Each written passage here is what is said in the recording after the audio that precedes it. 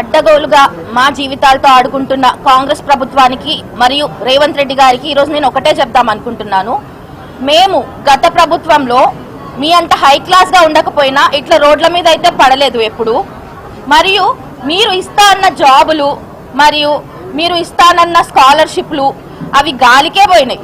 మా బతుకులతో ఇట్లా ఆడుకుంటున్నావు, నీకేం అధికారం ఉందని చెప్పేసి ఈరోజు నేను ప్రశ్నిస్తా ఉన్నాను. అది కాక ఇప్పుడు మా జీవితాల కన్నా కూడా నీకు అప్పులు అవన్నీ ఎక్కువైపోయినాయి. అవన్నీ డైవర్షన్ పాలిటిక్స్ అనే ఈరోజు నేను చెప్తా ఉన్నాను.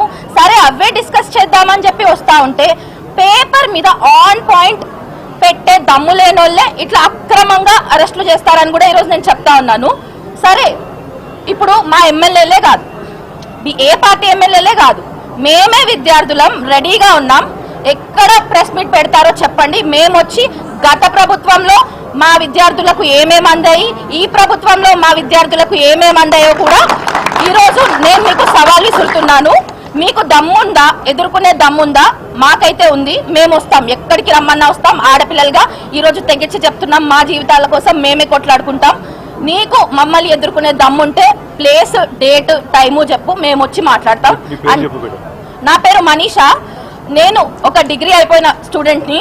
ఇప్పటి వరకు నాకు స్కాలర్షిప్లు రాలేదు, ఒక రియంబర్స్మెంట్ రాలేదు, నా సర్టిఫికేట్స్ ఆగిపోయినాయి, అన్నీ ఆగిపోయినాయి. ఇప్పుడు నా కుటుంబం కూడా రోడ్డు మీద పడే స్టేజ్లో ఉంది. ఎందుకంటే నేను ఒక ఎల్డర్ డాటర్, నేనే చూసుకోవాలి నా ఫ్యామిలీని, నేను కాకపోతే ఎవరు చూసుకోరు. సో నీ వల్ల నా కుటుంబం రోడ్డు మీద పడే స్థితిలోకి వచ్చింది.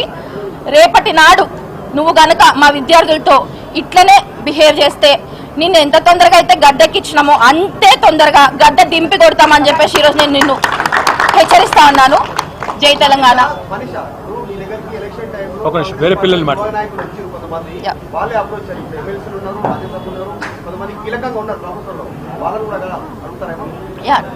నేను ఇది రేవంత్ రెడ్డి గారు ఒక్కరికే చెప్పట్లేదు, పొలిటికల్ ఫీల్డ్ లో ఉన్న ప్రతి ఒక్కరికి మరియు ఈ రాష్ట్రంపై రెస్పాన్సిబిలిటీ తీసుకున్న ప్రతి ఒక్కరికి చెప్తా ఉన్నాను. మీరు ఇచ్చిన మాట కాపాడుకోండి, లేకపోతే మేము ఇచ్చిన ఓటు మేమే వెనక్కి తీసుకుని ఎంత కఠినంగా మారాలో అంత కఠినంగా మారి మిమ్మల్ని గద్ద దింపి మా భవిష్యత్తు మేమే నిర్ణయించుకుంటామని చెప్పేసి ఈరోజు నేను చెప్తా ఉన్నాను.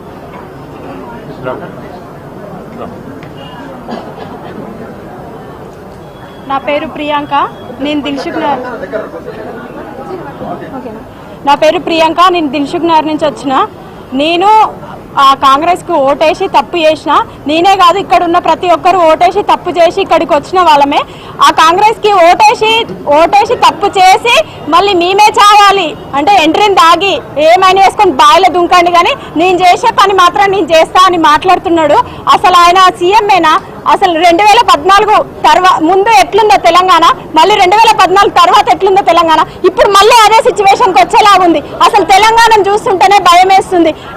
మేము చాలా మంది విద్యార్థులం, అసలు ఇంటి దగ్గర చాలా మందికి అమ్మ ఓటేయండి, కాంగ్రెస్ ఓటేయండి, మార్పు వస్తుంది, 2 లక్షల ఉద్యోగాలు వస్తాయని చెప్పి మేము వాళ్ళందరినీ నమ్మించి వాళ్ళని మోసం చేసి మేము ఓటేపించి నిన్ను గెలిపించి నిన్ను ఆడ కూసబెడితే ఈరోజు మమ్మల్ని జావమని అంటావా? నువ్వు నీకెంత ధైర్యం ఉంటే మమ్మల్ని జావమని నువ్వు అంటావు? అసలు ఎవరు నువ్వు మమ్మల్ని జావమన్నా నీకే? అంటే మేము ఓటేసి గెలిపించింది నిన్ను జావమని, నువ్వు మమ్మల్ని జావమన్నా నీకా?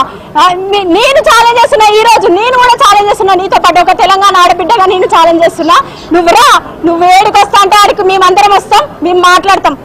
ఏ నాయకుల్ని పిలవం, ఎవరిని పిలవం, ప్రెస్ ఉంటుంది, మేము ఉంటాం, అంతే, చూసుకుందాం, మాట్లాడదాం. మీరు అంటున్నారు కదా 2 లక్షల ఉద్యోగాలల్లో మేము ఆల్రెడీ 70,000 ఉద్యోగాలు వేసినాం. ఒకసారి అంటారు 60,000 ఉద్యోగాలు వేసినామంటారు, ఇంకోసారి అంటారు 70,000 ఉద్యోగాలు అంటారు. అంటే వేలం పాట ఆడుతున్నారా మీరేమన్నా మాతోటి? మీరు ఫస్ట్ ఎందుకు చెప్పారు 2 లక్షల ఉద్యోగాలని? మరి ఫస్టే మీరు మేనిఫెస్టోలో తక్కువ అని చెప్పొచ్చు కదా. 1,00,000 ఉద్యోగాలు అంటారు, 2 లక్షల ఉద్యోగాలు అంటారు. అసలు ఏం మాట్లాడుతున్నారో మీకైనా అర్థమవుతుందా? నిజంగా చెప్తున్నా, ఈ రోజు నేను ఒక తెలంగాణ ఆడబిడ్డ చెప్తున్నా, ఒక పిచ్చోల చేతిలో రాయి పెట్టినట్టు మా తెలంగాణని ఆయన చేతిలో పెట్టి మేము నిజంగా తప్పు చేసాం అనిపిస్తుంది.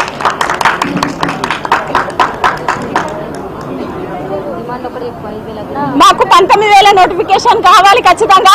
ఏజ్ ఏజ్ విషయంలో కూడా 2022 నుంచి 2022లో అంతకుముందుకు 2020లో కరోనా రావడం వల్ల 2022లో నోటిఫికేషన్ వచ్చినప్పుడు మన బీఆర్ఎస్ ప్రభుత్వం ఏజ్ కూడా పెంచింది. కానీ ఈయన వచ్చిన తర్వాత మాత్రం ఏజ్ తగ్గిస్తున్నాడు. అసలు ఏమనుకుంటుందో ఏమో అర్థమైతలేదు. 80 years నుంచి ప్రిపేర్ అవుతున్న వాళ్ళు చాలా మంది ఉన్నారు. ఆ 80 years నుంచి ఇదే జీవితం అని పనంగా పెట్టిన వాళ్ళు చాలా మంది ఉన్నారు. ఇప్పుడు కనుక మీరు 5,000 నోటిఫికేషన్ వేస్తే మేము అస్సలు ఊరుకోము, మేము దేనికైనా తెగిస్తాము. నేను చెప్తున్నా, ఈ రోజు అసలు తెలంగాణలో ఆడపిల్లలు అసలు రోడ్డు ఎక్కే సిచ్యువేషన్ కాదు. కానీ మేము వచ్చినాం, రోడ్డు ఎక్కినాం అంటే నీది ఖచ్చితంగా ఏదో ఒకటి తేల్చుకోవడానికే మేము వచ్చినాం. రాష్ట్ర ముఖ్యమంత్రి గారు ఒక్క విషయం ఒకటి, 19,000 పైన పోలీసు ఉద్యోగాలు ఖాళీ ఉన్నాయని అధికారులు చెప్తున్నారు కదా. అంటే 5,000 వేసి ఇంకా 14,000 జేబులో పెట్టుకుంటారా మీరు? ఇంకా ఎంత? ఆల్రెడీ నీ దగ్గర విద్యాశాఖ మంత్రి, హోంశాఖ మంత్రి ఉన్నాయి. అధికార ఎమ్మెల్యేల దగ్గర పోతే ఏమంటారు అంటే, ఆల్రెడీ మీకు త్వరలో 3 సంవత్సరాలు ఇది జరుపుకుంటూ వస్తున్నట్టున్నారు కదా.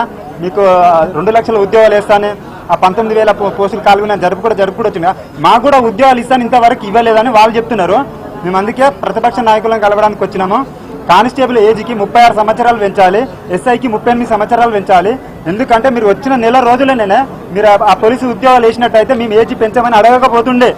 మీరు జరుపుకుంటూ వచ్చిరు కనుక ఇంకోసారి 34 సంవత్సరాలు చేసిరు. ఆ 34 సంవత్సరాలు చూసే కదా నేను ఒక ప్రైవేట్లో జాబ్ మానేసుకొని వచ్చి కానిస్టేబుల్కి ప్రిపేర్ అయినా. నువ్వు తీర దగ్గరకు వచ్చేసరికి 32 పెట్టినావు. ఖచ్చితంగా మాకు కానిస్టేబుల్ 36, ఎస్ఐకి 38 పెట్టి ఏజ్ పెంచి మాకు న్యాయం చేయాలి. ఇది 19,000 పైన ఖాళీ ఉన్నాయని చెప్తారు. అవి మాత్రం విడుదల చేయకపోతే నేను అడ్డుకునే ప్రసక్తి ఉంటుంది. ఎక్కడ కూడా ఈ రాష్ట్రంలో తిరగనియం. Thank you. జై తెలంగాణ. Thank you. అందరు దయచేసి భోజనం చేసేళ్ళండి. ఇక్కడ చంద్రశేఖర్ రెడ్డి గారు ఒక నిమిషం వినతి పత్రం వాళ్ళు ఒక రిప్రజెంటేషన్ ఇస్తారంట.